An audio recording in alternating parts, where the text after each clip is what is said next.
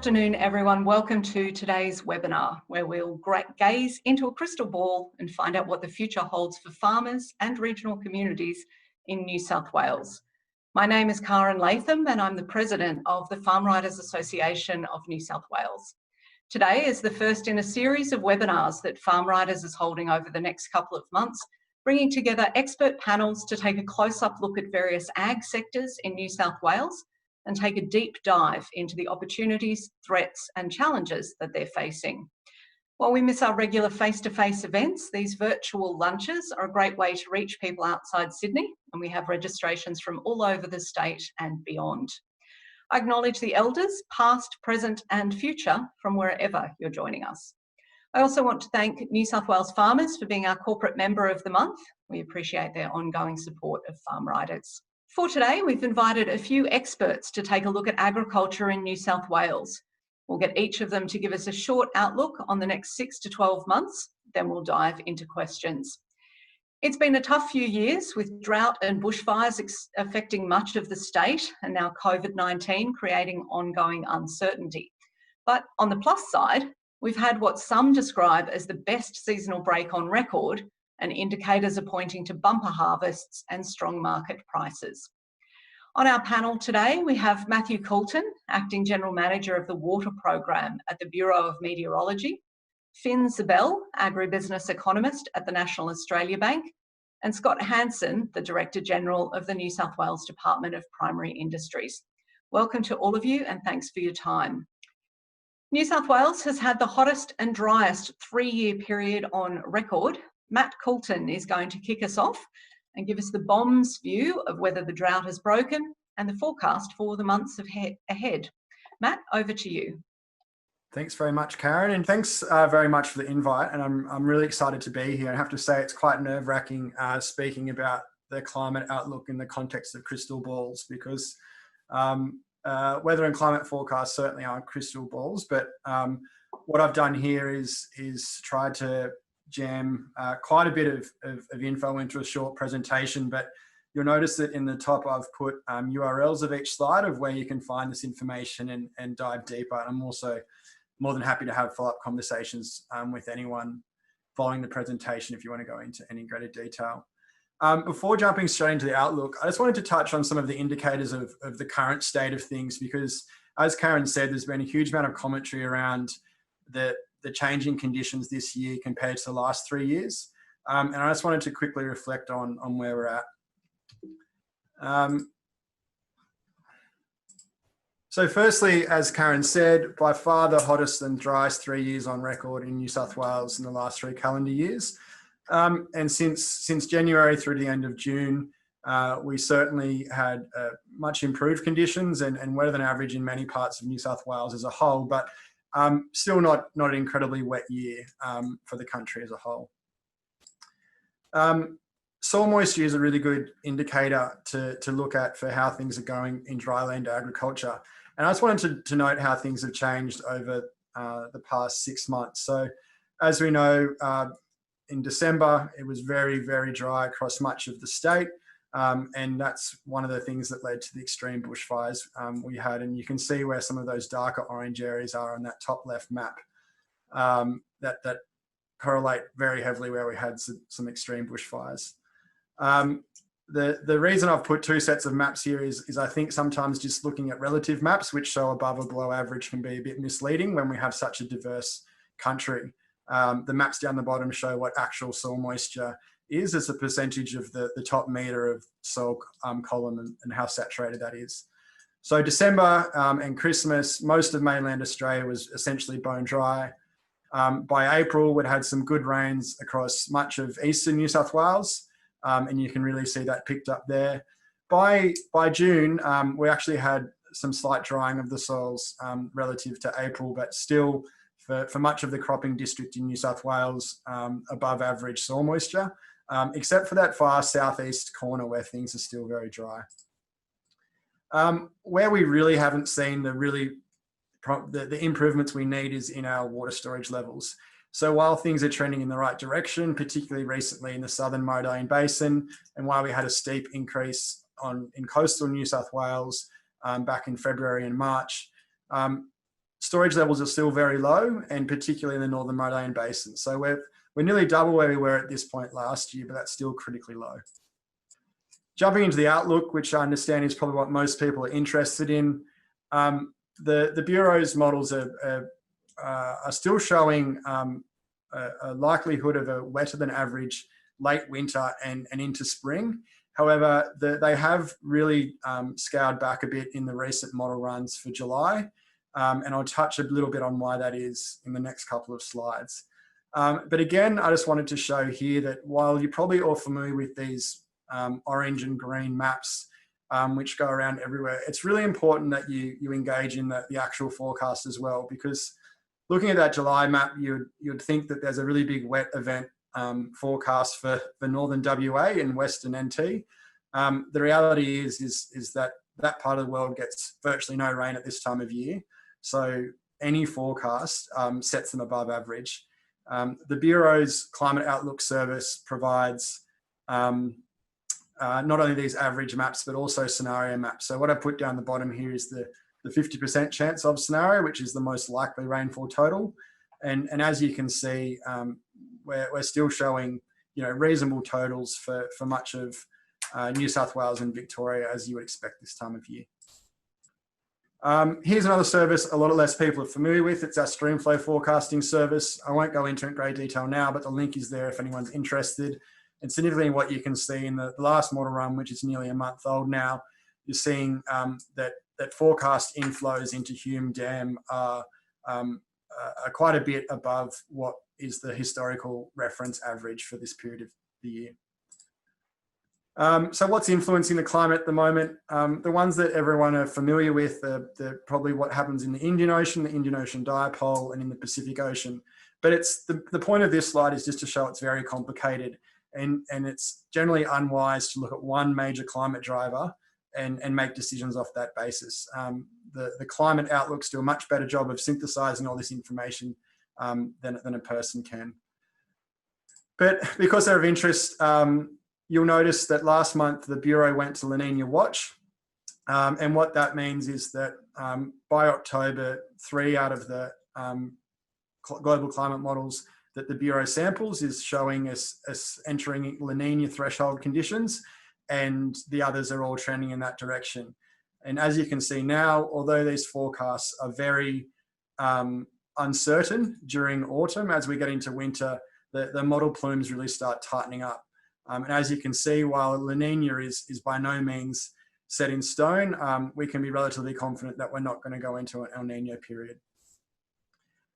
In the Indian Ocean, there's a lot more range in what might happen there. But while earlier in the year we were looking at a possible negative Indian Ocean dipole, which would spell wetter conditions, partially due to one of the big cyclones that happened in the Indian Ocean, that forecast has really come back, and it's looking more likely now that there'll be neutral conditions in the Indian Ocean.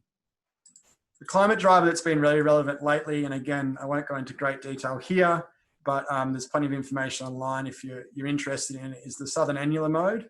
And it essentially describes the north and south movement of those westerly weather patterns that bring a lot of rain to southern Australia generally at this time of year. What we've had at the moment is an event that has seen those cold fronts and those rain-bearing systems essentially track closer to Antarctica and away from mainland Australia, which has seen drier conditions than you might otherwise see, given the conditions we have in the Indian and Pacific Oceans. The SAM really contributed to less rain in June, and it's likely to keep contributing to less rain in the first couple of weeks of July, but we're hoping once that clears, we'll be going towards wetter conditions. So just in summary, most cropping regions still have average to above average soil moisture, but it has been declining in the last couple of months. We're still a long way from replenishing the major inland storages. Outlooks are favouring a drier than average July, but a wetter than average August to October. And just really important to note that outlooks are not a crystal ball. You'll notice that when I covered that slide, there's some little green maps down the bottom that the Bureau publishes with every climate outlook we do. And they show historically how accurate that forecast has been at that time of year. We really encourage that people who are using these outlooks to make decisions to keep a close eye on those accuracy maps. And I'm happy to end there. Thanks so much, Matt. Now, for our audience, don't forget that Q&A function. Whenever you think of a question, write it in and we'll come back to them shortly. We'll take a look at the economics of it all now with Phin Ziebell, who works closely with NAB's agribusiness bankers to track the trends in supply and demand, production and prices in all agricultural markets. Phin, I'll hand over to you. Yeah, g'day, and thanks for having me on the forum. I really appreciate it. I'm actually on annual leave today. I'm in Great Western in Victoria, and I can't tell you about the outlook for the rain, but I can tell you it is bucketing down, and I'm supposed to be camping tonight, so it should be pretty interesting. I know I've only got a little bit of time to go through the headlines. What I want to really try and get across to people, I think this is a really important thing, and something which hasn't been sort of stated enough almost, is the uncertainty. This is a very, very uncertain time for the economy. We know that the slowdown in the global economy and the Australian economy is basically the worst that it has been since the Great Depression. It's the worst it's been basically since my grandparents were children. It is massive, the speed at which the global economy has declined. We have seen some better economic news recently in Australia and also internationally, but we need to, I think, be cognizant of the size of the hole that we're in terms of the economy. Australia has done much better than most countries on earth, certainly better than most of Europe or the US, not just because we've contained the virus much better, notwithstanding Victoria's current dramas, which could be an issue, but because we've had very high levels of government support, well-targeted government support is keeping things ticking along at the moment. But the reality is we're basically running on government money at this point. Now, what does that all mean for Australians, and what does that all mean for Australian agriculture, and in particular for New South Wales agriculture? I don't want to really relitigate a lot of the seasonal questions, because I think many of those, if we get a great season, we get a great season. If we don't, we don't. New South Wales really does need one. My sort of getting out the dartboard modelling exercise puts the national wheat crop in a sort of 26 to 29 million tonne range. If we get a good spring, we might get 29, but maybe it'd sort of be in the mid-20s on an average season. That's pretty good given last season was 15 nationally and really bugger all in New South Wales. So I think that the seasonal picture is the most encouraging piece of information I can present to you, and I think that it is a really encouraging story, particularly for New South Wales, also for Vic, SA, Tassie, some parts of Queensland, but not all of Queensland. WA, I think, really wants a bit more rain, certainly through the wheat belt. I know they had a bit in the last few weeks, but soil moisture over there is really a bit low, so the yields could be a bit off there. So I think the season is good, and people have got crop in the ground, and when you've got crop in the ground that's coming out of the ground, people are happy. What does that mean for livestock markets? And this is what sort of makes me a little bit nervous at the moment. When you've got Eki bouncing around $7.50, $7.60 record prices, we had a record increase in prices at the start of this year for Eki, and it was bigger than the 2016 run up. 2016 is probably the best season I've seen in my lifetime, at least in Victoria. This season now is giving it a run for its money in terms of seasonal conditions, but you have to remember we're in a giant global pandemic. People cannot go out to restaurants or don't want to go out to restaurants. So food service demand and demand for the kind of premium agricultural produce that we've targeted ourselves so well to has problems. And that's before you start getting into issues about trade disputes with China and so forth. So beef industry and the sheep industry were in this position where restocker demand is pushing up prices to spectacular levels, unprecedented levels, but at the same time, global demand fundamentals, in my view, pretty weak. And our cattle prices have been moving really in the opposite direction from our competitors. Now, you might say, all right, well, Brazil is in the midst of a giant coronavirus outbreak, so processing capacity in Brazil is going to be affected, or same for the US or other parts of, say, South America. But to me, fundamentally, is if people aren't dining out, then that's a challenge. So I think for the next 6 to 12 months, what producers need to be really mindful of for lamb and for beef is your key markets are not what they were in terms of economic performance. People are either working from home or have lost their jobs and don't have income. It's a really substantial challenge. Looking to fibres, I think there's no good news there, I'm afraid. I mean, wool prices, EMI is basically half what it was 2 years ago. People can draw their own conclusions about how well dressed I am, and the answer is not very. I bought this for $20, this jacket. You've got a cyclical problem around a recession, which is not good for clothing demand. And you have a structural problem, which is increasingly people are not going to be working in offices, and people who don't work in offices don't wear suits to work anymore. So there's a structural issue there, I think. So, I mean, cotton prices has copped it a bit, but wool's really in a lot of trouble price-wise, and I don't see much of an upside anytime soon. So what does that all add up to for the Australian agricultural sector and for the New South Wales agricultural sector? I think good season is good. Take what you can get, and that's really encouraging. We do need a few more of them. Prices have been really good this year for a lot of commodities, but not for all of them. And I'm a bit worried increasingly about dairy. Don't bank on high prices, because the Australian dollar is back to where it was at the start of the crisis, high 60s, low 70s. Be prepared for demand shocks and be prepared for adversity, because the scale of the event that we're experiencing globally is without precedent in my lifetime and within my parents' lifetime. So I'll leave it there. I hope you have questions. If you don't have a question now, but you want to get in touch later, I'm happy for my details to be passed on and happy to have a chat anytime. So thank you. Thanks, Phin. Now, you're really getting your boots on the ground this weekend, but for a more general boots on the ground look at the state's agriculture sector, we'll hear from Scott Hansen about the challenges and the opportunities that his team at the DPI are hearing while they're out and about talking to farmers. Scott, I'll hand it to you. Thank you. I want to cover two key things today, and then go on to flag a couple of things that the department's doing. Firstly, I want to talk about the trifecta that's hit our industries, these unprecedented events that have made this recent past relatively painful. Secondly, I want to talk about some of the fundamentals, and I might take a different slant to what Phin's just outlined to you, because I continue to think that the fundamentals look strong for primary industries and point to a future that I believe is better. And then the final thing, I want to run through some of the activities and just want to flag some of the risks that we have in terms of key tools and key vehicles that we currently have available to us at the moment.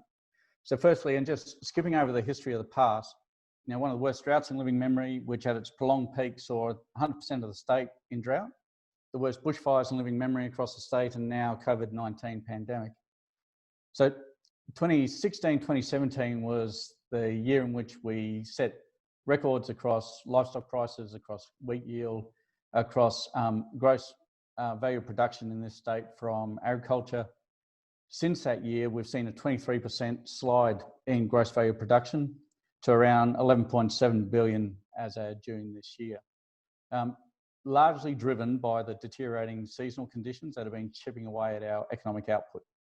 Add to this the impact of the summer's fires, and whilst not in the same macroeconomic impact as what the seasonal conditions have been, you know, when you reflect it, on 14th of February this year, we stood down our state command centre at DPI, and it had just completed 162 days of continuous fire response activity.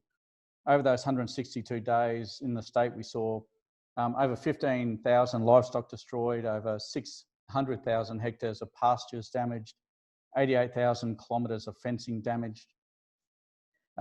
We saw horticulture with about $30 million worth of damage to its businesses. Forestry saw over $20 million worth of private forestry destroyed in the state, and over 1 million hectares of state forest burnt.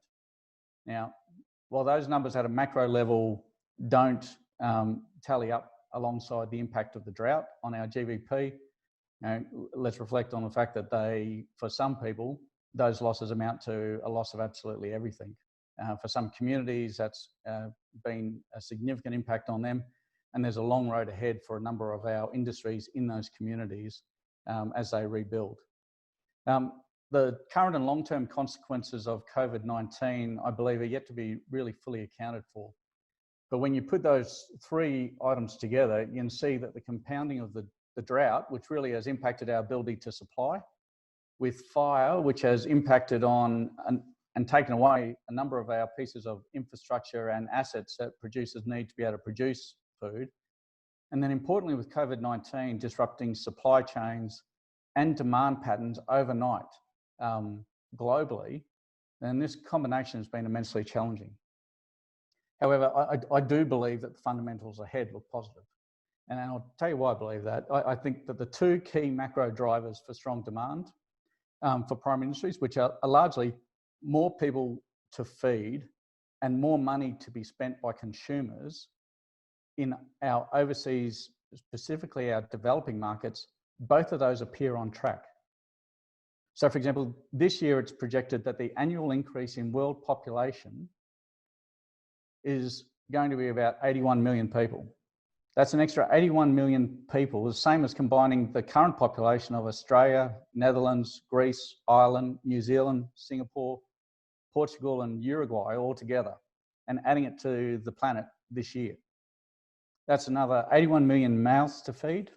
And importantly, and this I think is going to be an important issue for us going forward when we look in the crystal ball, that 81 million people are going to need homes, they're going to need transport, schools, education.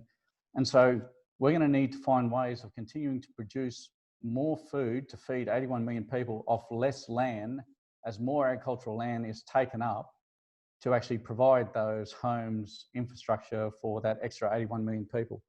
I think this issue of protecting our agricultural land or our right to farm to ensure we have the capacity to feed this growing population is only going to become more important over the short-term and longer-term horizons. So that's about more mouths to feed. The second one is about more wealth in developing countries to allow them to purchase our products. And in 2019, the World Bank had Australia's growth in GDP per capita at 0.4%, the US at 1.8%. You know, the Southeast Asian countries and our Asian customers who have driven so much of our export earnings over this last decade. You know, China, it's 5.7%, Vietnam at 6%. But there's this new emerging block that we really need to be paying attention to, I think, and it's in the African region. If you take countries like Eritrea, it's been growing at 7.2%. Ethiopia and Cambodia, both at over 5%. In fact, if you look at Ethiopia for a moment, you've got an economy that, due to cessation of wars, has seen growth in its GDP that's averaged just on 10% per year for the last decade. Key consumers in this marketplace, you know, 110 million consumers over there that are said by the World Bank to reach lower middle income status by 2025.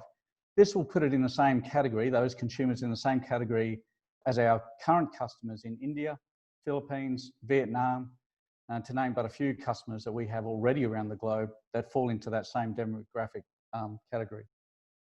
So I think that combination of more mouths on the planet to feed and new customers in new marketplaces due to economic growth still look positive.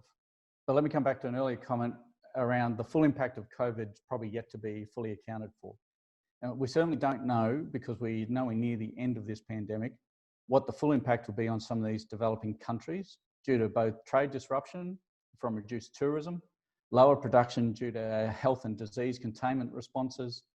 And so we really are a little bit blind about what the full impact of this pandemic will be on our industries. But broadly speaking at the moment, we're calling it that COVID-19 will be creating challenges for high value or discretionary products such as seafood, wool, or some of our high value horticultural crops. And conversely, we'll be providing opportunities for some of our staples as lockdown measures continue to ease and food service demand gradually resumes.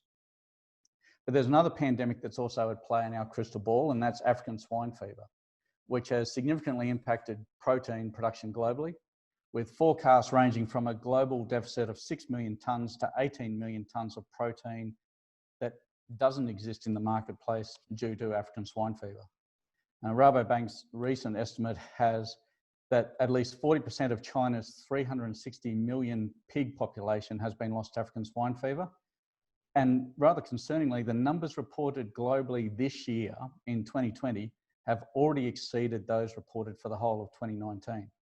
It's probably just getting less media attention due to the other pandemic at play being COVID-19.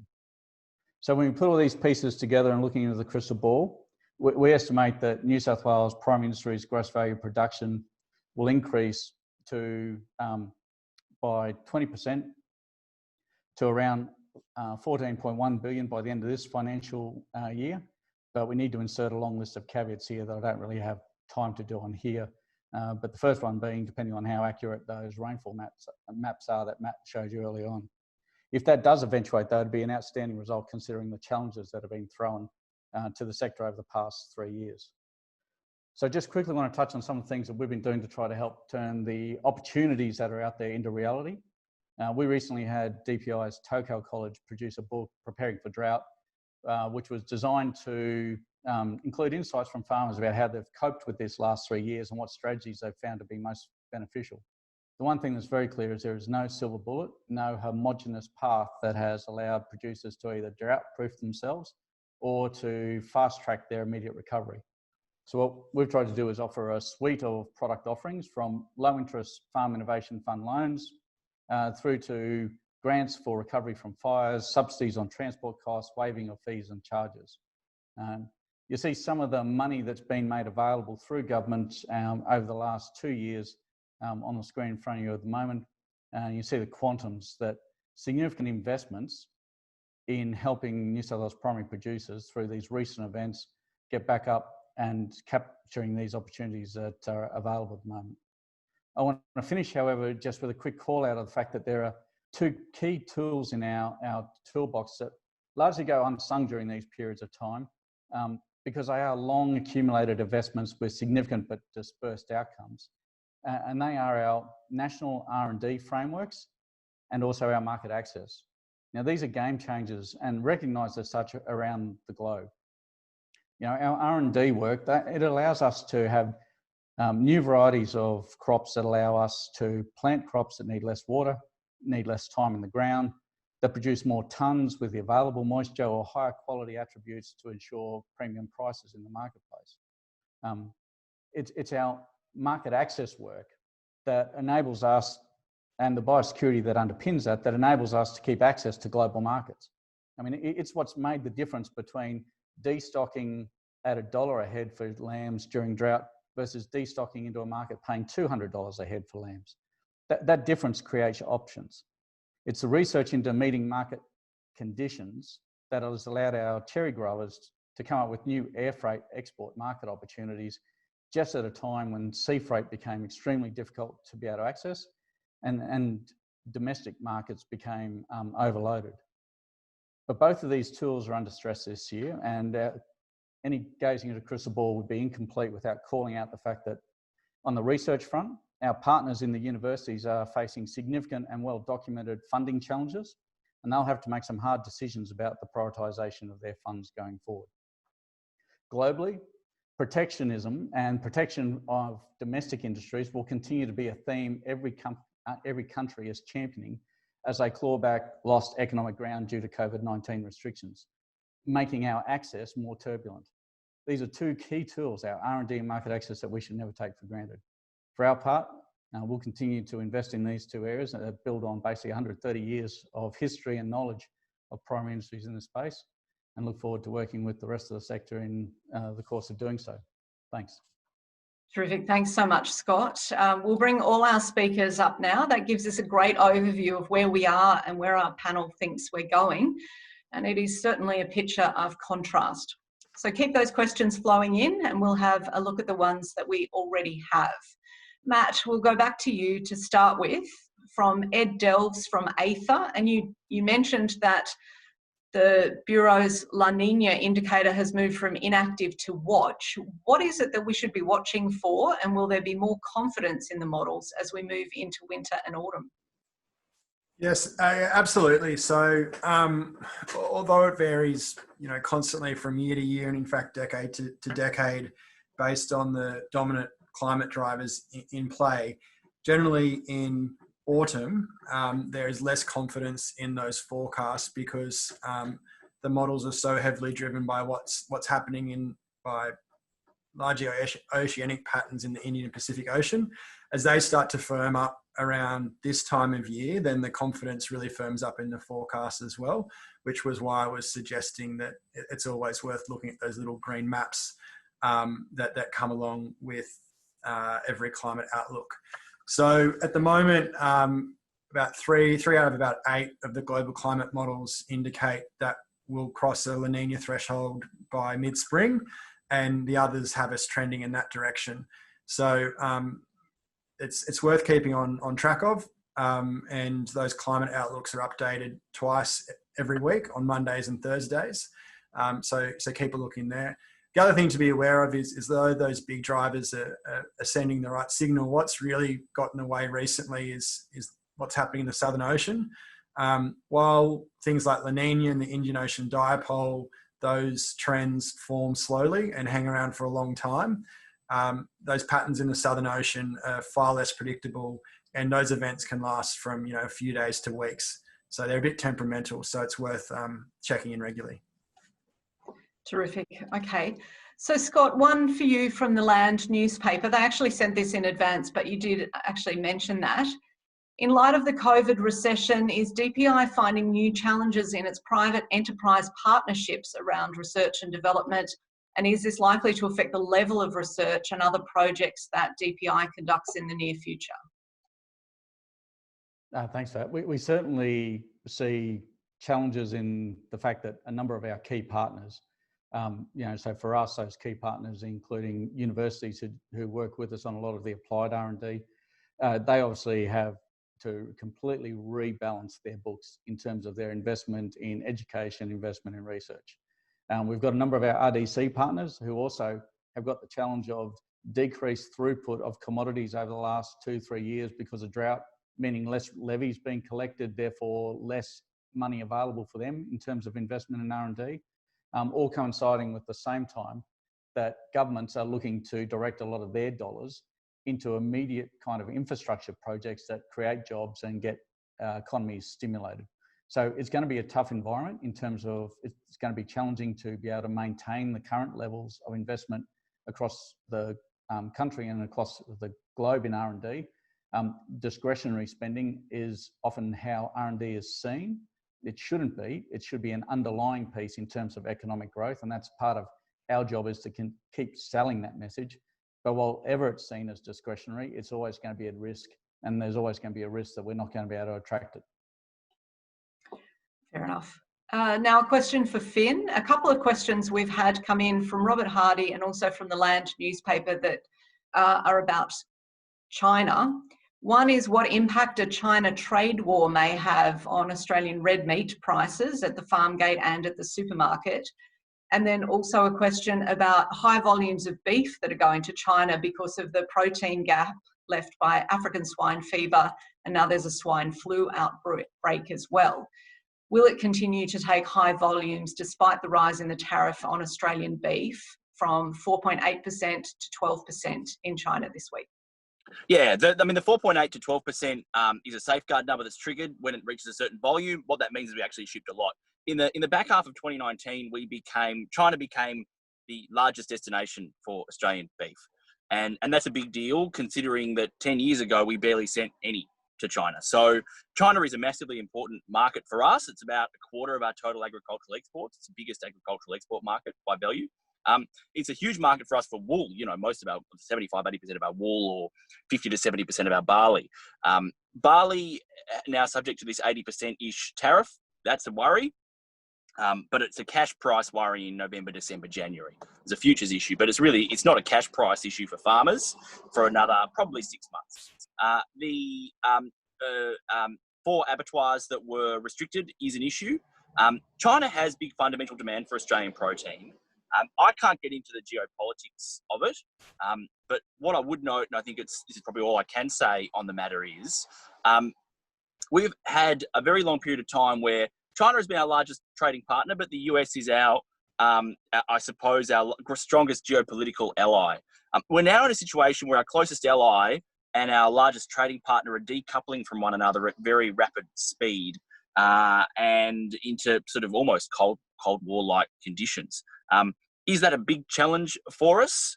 Yes. Is it an insurmountable challenge for us? No.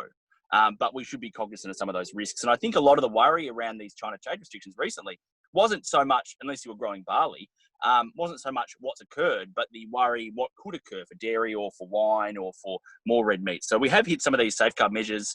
They don't scare me so much. What worries me is a potential widening of the trade war. China likes Australian produce, but we only produce enough food for 60 to 75 million people. They've got 1.4 billion. So we can't lie to ourselves and pretend that we're strategically important as a food producer for them. So it's a relationship that needs to be deftly managed. All right, and a bit of a follow-up question from David Lionhelm for either you, Phin, or for Scott Hansen. With a large proportion of our primary exports, particularly at a premium level to China, what happens if China diversifies its supply away from Australia? Well, it's a big risk, certainly.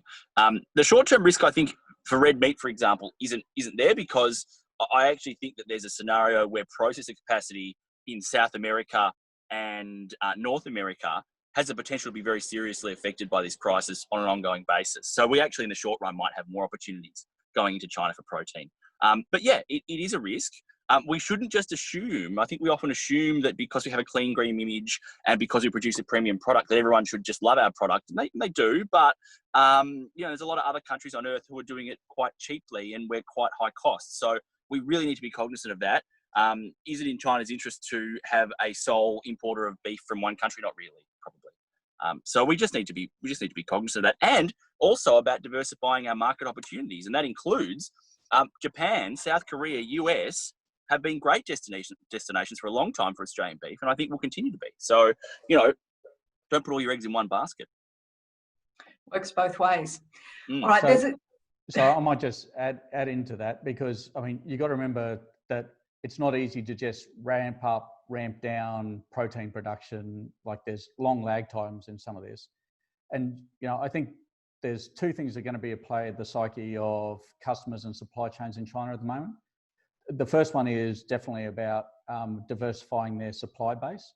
But the second one is their absolute fear around food security, given the fact they've just had 18 million tonnes of their own domestic protein taken off their supply chain due to African swine fever.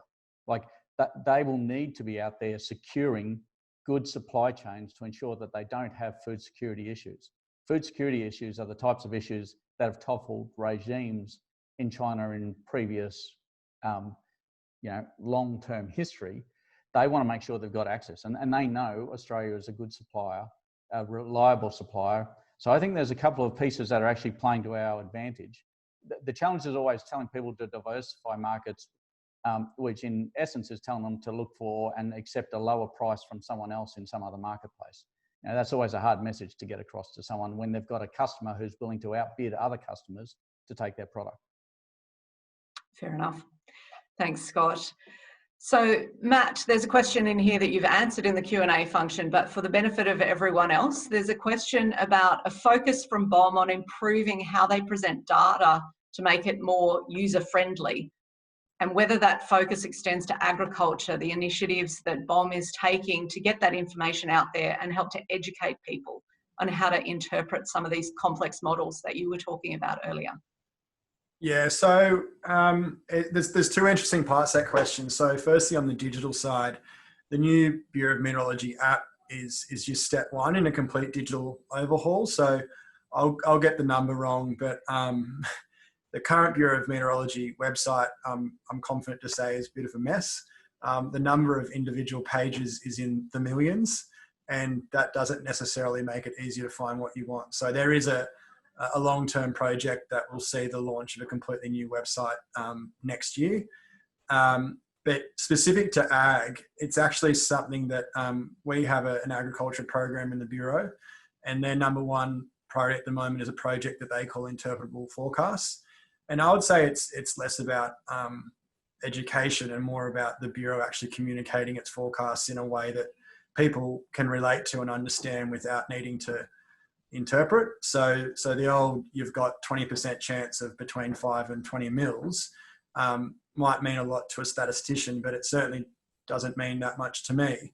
And the current way that's framed is that the 20% figure means the chance of any rainfall at all. So that means the chance of any rainfall more than 0.02 mils.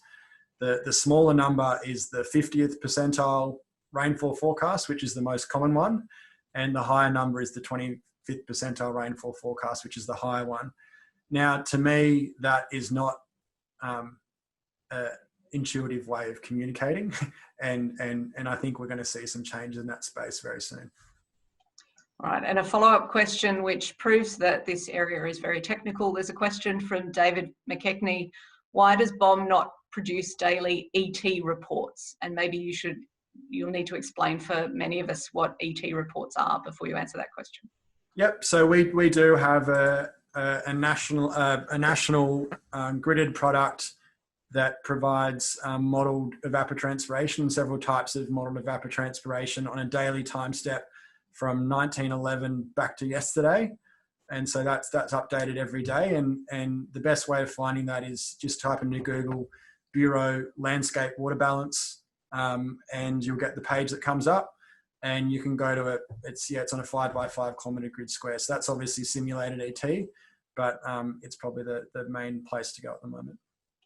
I'll put a link in the chat as well. Okay, great.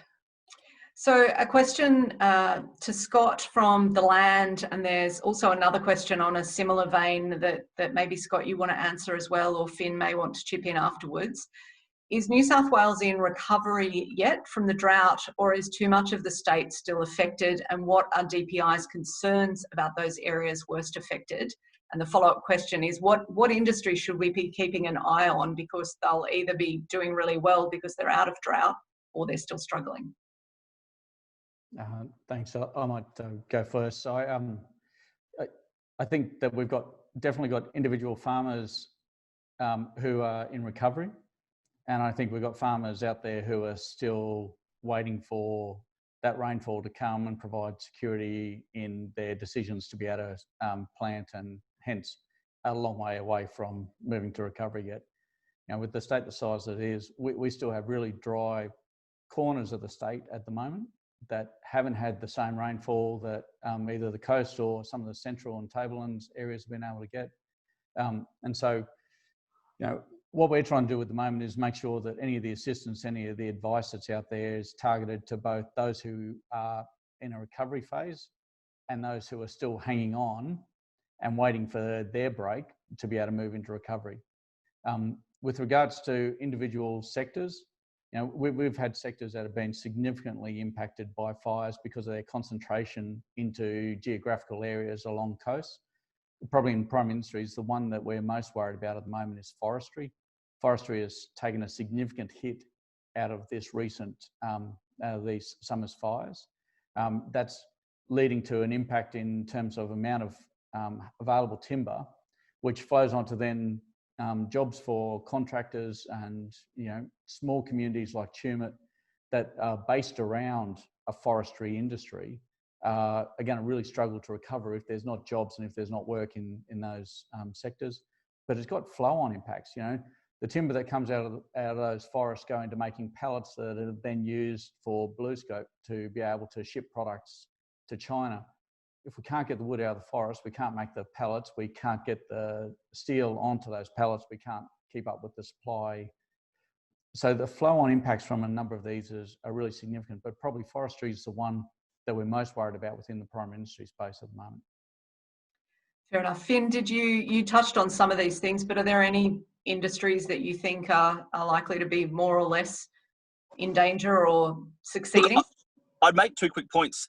The first of which is, consider the counterfactual, given all the dramas we're having with this wretched virus. Imagine if we hadn't had a good season this year, people would be, after 3 years of drought, people would be really in a lot of trouble. I think last year was such a shocker in New South Wales and a lot of Queensland. That was sort of, that put a lot of people in a lot of difficulty. So having this season certainly brings back some confidence. For grain growers, it's great because you can put a crop in the ground. You can have a reasonable expectation that you'll get a crop at the moment. The challenge, I think, is we know that for a lot of people, the real worst fiscal or financial impacts of the drought often happen 18 months after it finishes. So just because it's green, it doesn't necessarily mean that people have stopped hurting financially, and certainly a lot of them will be. And I think for graziers, there's an issue where they were so destocked, they've got to restock now in a very, very in a buoyant market. So you're making decisions on very high prices. You don't know whether they'll go higher or lower. But if you're in the cattle industry or the sheep industry, you've sort of got to do it, because if you can't do it now, when can you? Are you even a cattle producer if you can't restock now in New South Wales? So I think there will be an ongoing impact. I think we should be cognizant of that impact. I don't think we should try and dismiss it and say, oh, it's green, so it's all good now. I don't think that's true at all. But you'd rather have where we are now than where we were last year. And notwithstanding the pandemic, if you wanted me for Australian agriculture to be now or 12 months ago, I definitely want to be now. Fair enough. And you mentioned the value for animals. That's another question that we had, that the past drought was unusual because value was actually amongst the record highest on record. Is that trend going to continue? Are we going to see cattle and sheep prices up high? I think that some of the trends that we saw around, say, containment feeding of lambs in New South Wales and the sheep industry, I think, and lot feeding of cattle, I think that'll probably stay with us. So I think that we will have a more intensive series of production systems and people will be more happy to use grain for longer. What worries me a little bit is what sustained New South and Queensland through that drought was largely West Australian grain. Particularly in 2018, 2019 was a very strong season. That meant that we had some of the most expensive grain in the world. You know, $400 a tonne plus. It was better for WA to ship it to New South Wales than it was to send it into Southeast Asia, which meant that West Australian growers got fat on really good prices, which are now no longer there because the feed demand is gone. It was a high input cost model. High input cost models have risks associated with them. Those risks are not problems inherently, but you have to be really good at managing those risks because you can get caught short very easily. So I think we'll have more of that. That might put a floor under prices, but it does ask some fundamental questions about what is going to be the nature of grain farming in Australia. And if it's going to be increasingly devoted for domestic feed use, well, why are we bothering with half of these quality standards? So there's a few questions I have around that. And for West Australian grain growers, I know this is the New South Wales Forum, but for West Australian growers, how do I recapture my market share that I used to have in Southeast Asia, which is now dominated by Black Sea grain, which turns out to be dirt cheap? So there's a few awkward questions, I think, around that. And of course, the last question is, well, if Western Australia is growing all this surplus grain and we want to be a lot feeding kind of livestock industry, well, why don't we put the feedlots in WA and not in New South Wales? Now, that's the sort of question I shouldn't be asking on a New South Wales forum, but you've got to ask that question fundamentally. You're also supposed to be answering questions, Phin, but that's okay. We'll let you go. Well, the thing with economists is they don't generally answer questions. They just pose more because if they answer them, they have to be held accountable for when they're wrong. And that's the problem. Fair enough. Now, Scott, we've got a question here for you from Janetta Russell. How are we going to get politicians and economists to take agriculture more seriously when they talk about GDP? They currently dismiss our industry as 1.5% of national GDP and of no interest compared to things like the service industry. I'd like to see a weighted GDP measurement using Maslow's hierarchy of needs. Could you comment? Yeah, thanks. That's a neat idea, using Maslow's hierarchy to sort of help sort of rebalance GDP and give some weighting to it. Look, you know, we've seen sort of stories where people draw a circle around the CBD of Sydney and say within that circle is the same GDP contribution as agriculture within New South Wales. Normally that story finishes with a conversation about how much money is going into supporting, especially during the drought, prime industries, as opposed to how much money's gone in to support cafes, bars, clubs, restaurants during this pandemic that's just gone past. You know, we're pretty lucky at the moment in the fact that, you know, we certainly feel as though the government's taken a really balanced approach to making sure that there's been funding available to primary industries well in excess of what the GDP or GVP figures would look.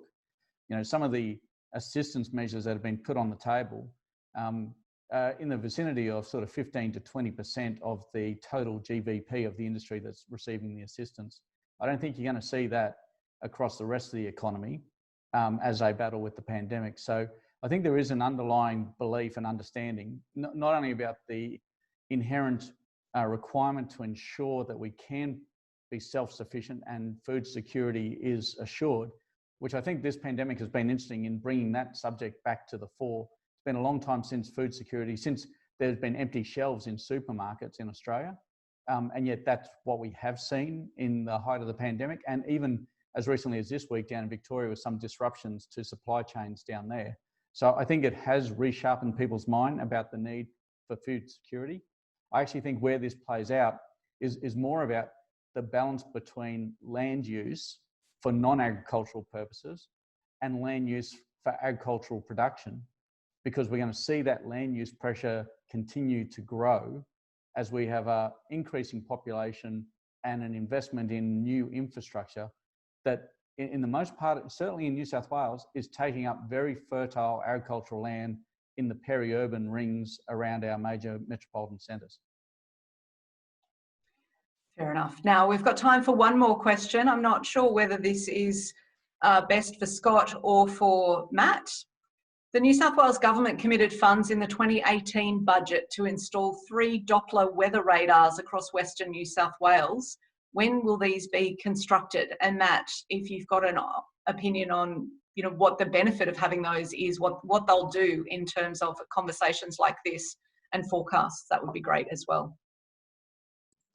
So I'll have to come back with a more specific answer on timelines with the radars, but I do know that we have some people heading out to Western New South Wales next week. So hopefully there'll be some more information in the media attached to that visit. I think the question on radars is probably one more for the people online. In my mind, growing up on a farm, we spent a lot of time looking at the radar and getting very anxious about it. But when the blue colour appeared on the radar west of Moree, it was about the same time as it appeared on the horizon. And I'm not sure if those services really help with strategic planning. They're very, very helpful in terms of flood management. They're helpful to know when to put the lid on a silo or a grain bin or move a mob of cattle. But I have to say it's never quite resonated with me, the strategic value of a radar to long-term planning on a farm. It was our homepage growing up as a family for the first 15 years of my life. So I'm very familiar with how much farmers look at it, but I never ultimately saw the benefits of that. Fair enough. Scott? Maybe I can help Matt out. The reason why he'd be scanned on details is BOM's not contributing as brass or a zoo to the 3 Dopplers that we're building here in New South Wales. They'll simply be getting the data out of them, which has been a long-running discussion we've had with the feds. We've got the Brewarrina site, which will be the first one to be under construction. The sod turn on the site's actually next week, so that's the first of the ones that'll be in. Then we've got around the Parks region, we've got that site locked away and identified, and construction will start there as the second wave. And then down at Hillston, Ivanhoe region is the third of the locations. Those 3 will give us, will pick up coverage for over a third of the state that has not had previous coverage. When you think about here in the Central West, we're getting our Doppler coverage from Terry Hills up on the northern beaches of Sydney. To have one that'll be based here in the Central West providing coverage, it'll be a significant advantage for us. So we're scheduled at the moment rollout to be 1 a year from this year forward.